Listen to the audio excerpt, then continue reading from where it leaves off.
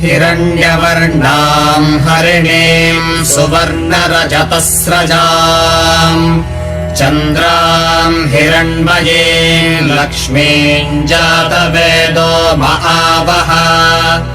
ताम् महावह जातवेदो लक्ष्मीमनपगामिनीम्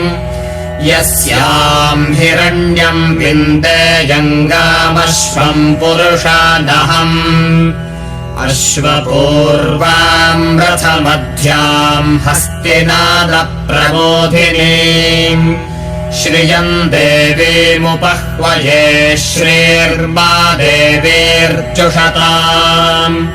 ताम् सोऽस्मिताम् हिरण्यप्राकारामार्द्राम् ज्वलन्तीम् तृप्ताम् तर्पयन्तीम्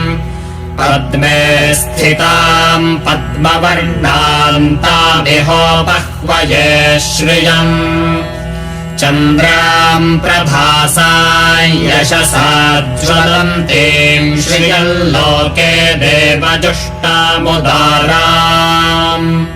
ताम् पद्मिनीमीम् शरणमहम् प्रपद्ये लक्ष्मीर्मे नश्यताम्।